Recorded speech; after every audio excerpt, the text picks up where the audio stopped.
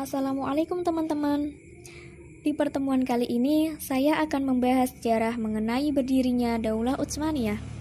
Daulah Utsmaniyah atau juga bisa disebut Kekaisaran Ottoman adalah kekaisaran lintas benua yang didirikan oleh suku-suku Turki di bawah pimpinan Osman Bey di barat laut Anatolia pada tahun 1299. Setelah 1354, Utsmaniyah melintasi Eropa dan memulai menaklukkan Balkan, mengubah negara Utsmaniyah yang berupa kadipaten kecil menjadi negara lintas benua.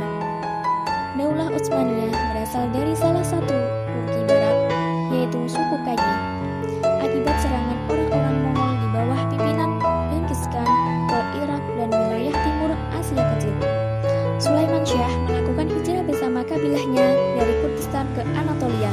Namun, dalam perjalanannya memasuki wilayah Syam, Sulaiman Syah meninggal karena terhalang oleh bentengan sungai yang luas.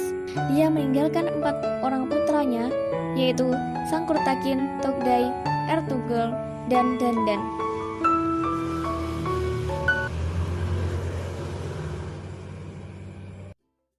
Setelah meninggalnya Sulaiman Syah, kelompok besar keluarganya terbagi menjadi 2.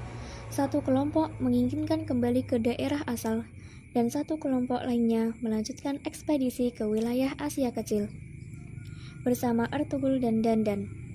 Putranya yang bernama Ertugrul menggantikan posisinya sebagai pemimpin kabilah. Dia terus bergerak hingga mencapai barat laut Anatolia. Mereka menjumpai pertempuran antara pasukan Saljuk Alauddin I dengan pasukan salib Eropa Kekaisaran Byzantium atau Romawi Timur. Melihat pemandangan itu, maka segera Ertugrul maju dengan segenap semangat dan keteguhannya untuk menolong saudara-saudaranya seagama seakidah. Pertolongan itu menjadi sebab kemenangan kaum muslimin atas orang-orang Kristen. Atas bantuannya, Alauddin memberikan penghargaan dengan memberikannya sebuah lahan yang luas yang berbatasan dengan Roma Byzantium di Anatolia barat laut. Selain itu, Ertugrul diberi wewenang untuk memperluas wilayahnya ke arah wilayah kekuasaan Romawi. Dengan demikian, kerajaan Saljuk mempunyai sekutu yang kuat dengan kabilah pemimpin Ertugrul untuk melawan Romawi dengan pasukan salib. Ertugrul meninggal pada tahun 699 Hijriah atau 1299 Masehi. Sepeninggalannya, putranya yang bernama Utsman menggantikan posisinya sebagai pemimpin. Utsman bin Ertugrul ini adalah yang menjadi nisbah atau ikon kekuasaannya Daulah Utsmaniyah. Dengan demikian, berdirilah kerajaan Utsmani dan ibu kota kerajaan Utsmani di Qura Hira atau Iskishiyah. Dinasti Turki Utsmani ini mencapai puncak kejayaannya di masa kepemimpinan Sultan Muhammad Al-Fatih atau yang dikenal dengan Mehmed II. Di masa kepemimpinan Sultan Mehmed II, dinasti Turki Utsmani berhasil menaklukkan Bizantium yang berada di Konstantinopel. Muhammad Al-Fatih merupakan Sultan ke-7 pemerintahan Utsmaniyah yang berhasil merealisasikan penaklukan atas Konstantinopel. Muhammad Al-Fatih adalah salah seorangnya, panglima perang dengan strategi luar biasa, dan ini menjadi kunci kemenangan dalam menaklukkan Konstantinopel, yakni merancang strategi militer yang tidak biasa. Pertama, ia membuat meriam dengan ukuran lebih besar. Teknologi persenjataan saat itu hanya mampu membuat meriam dengan ukuran kecil.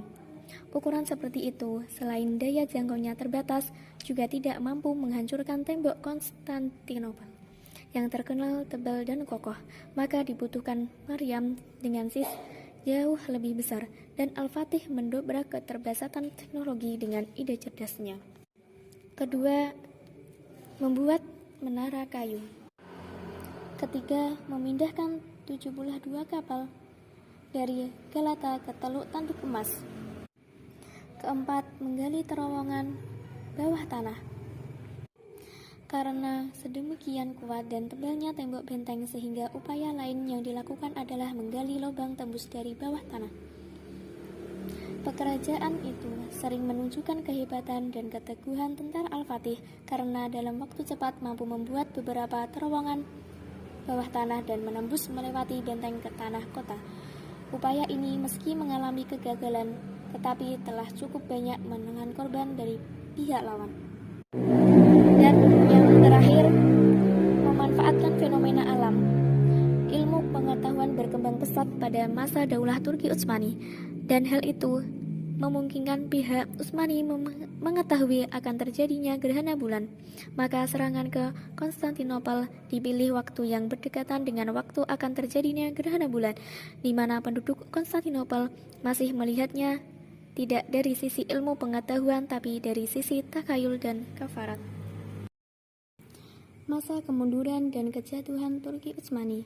Kejatuhan Turki Utsmani merupakan proses sejarah panjang dan tidak terjadi secara tiba-tiba. Kiprahnya dalam panggung sejarah selama 5 abad, akhir abad ke-13 hingga awal abad ke-19, merupakan fase yang pasang surut. Dengan demikian, kejatuhan imperium besar ini merupakan akumulasi dari sejumlah kondisi sebelumnya. Namun faktor penyebab utama kemunduran Turki Utsmani adalah kelemahan para sultan. Sepeninggal Sultan Sulaiman Al-Qanuni, Turki Utsmani diperintah oleh para pemimpin yang lemah. Kerajaan ini mulai memasuki masa kemunduran di abad ke-17 Masehi. Di dalam negeri timbul pemberontakan seperti di Suriah di bawah pemimpin Kurdi Jumbulat, di Lebanon di bawah pimpin Idris Amir Fakhruddin. Dengan negara-negara tetangga terjadi peperangan seperti Kanitia dan dengan Syah Abbas dari Persia. Denisari, nama yang diberikan kepada tentara Utsmani, juga berontak dan sultan-sultan berada di bawah kekuasaan harem. Pada saat yang sama di Eropa mulai timbul negara-negara yang kuat, sedang di Rusia di bawah Peter yang Agung telah pula berubah menjadi negara yang maju. Dalam peperangan dengan negara-negara ini, kerajaan Utsmani mengalami kekalahan demi kekalahan dan daerahnya di Eropa mulai diperkecil sedikit demi sedikit. 29 hingga paruh pertama abad ke-19 Masehi tidak ada tanda-tanda membaik. Satu persatu negeri-negeri di Eropa yang pernah dikuasai Turki Utsmani kemudian memerdekakan diri. Sementara itu di Arabia muncul kekuatan baru, yakni aliansi antara pemimpin agama Muhammad bin Abd Wahab yang dikenal dengan gerakan Wahabiyah dengan penguasa lokal Ibnu Saud. Mereka berhasil menguasai beberapa daerah di Jazirah Arab dan sekitarnya pada awal paruh kedua abad ke-18 Masehi. Pemberontakan tidak hanya terjadi pada daerah-daerah yang tidak beragama Islam, tetapi juga di daerah-daerah yang berpenduduk Muslim. Gerakan-gerakan seperti itu terus berlanjut hingga abad ke-19 sampai dengan 20 Masehi. Dari uraian tersebut diketahui bahwa kelemahan para sultan yang pemimpin membuat Turki Utsmania sangat rentan dengan terjadi regresasi. Betapa tidak wilayah kekuasaan yang sangat luas tanpa ditunjang oleh kemampuan atau kecakapan pemimpin, pada gilirannya berimplikasi pada lemahnya kekuatan politik, bahkan membawa efek buruk pada perekonomian dan berbagi sendi kehidupan umat Muslim. Kondisi Turki Utsmani ini umumnya dialami dinasti-dinasti Islam sebelumnya, sekaligus menjadi faktor penyebab mengalami kemunduran dan akhirnya runtuh. Mehmed memberikan ruang bagi umat non-muslim untuk menjalankan ibadah melalui sistem milad, semacam hak otonomi kepada umat tiap agama untuk mengatur diri mereka sendiri tanpa banyak campur tangan dari pemerintah pusat. Meski begitu, karena Islam adalah agama negara Utsmani, Syekhul Islam yang merupakan pemimpin umat muslim memiliki kedudukan lebih tinggi dari pemimpin milad agama lain, bahkan juga lebih tinggi daripada wazir. Mehmed mengangkat Gennadius Skorelius sebagai patriark ortodoks ekumenis pertama pada masa Utsmani, sehingga dia menjadi pemimpin umat Kristen ortodoks di seluruh kekaisaran.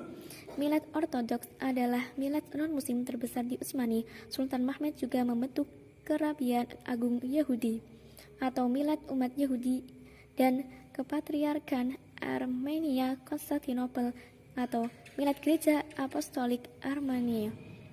Sebagian penerapan sistem milad ini sebelumnya pada masa kekuasaan Romawi Timur yang beragama Ortodoks. Masa pemerintahan Mustafa Kemal Atatürk menandai perubahan kehidupan beragama Islam di Turki. Kekhalifahan Utsman yang telah berkuasa selama berabad-abad di Turki tumbang setelah Perang Dunia I. Setelah Mustafa Kemal Atatürk berkuasa, ia mengubah paradigma beragama dengan cara memisahkan antara urusan kehidupan bernegara atau bermasyarakat dan kehidupan beragama. Dengan kata lain, Mustafa Kemal Atatürk membawa Turki menjadi negara sekuler. Dengan menjadi negara sekuler yang berorientasi pada demokrasi, hak-hak politik, dan kebebasan warga menjadi lebih luas. Kehidupan beragama menjadi lebih dinamis tanpa paksaan dari otoritas negara.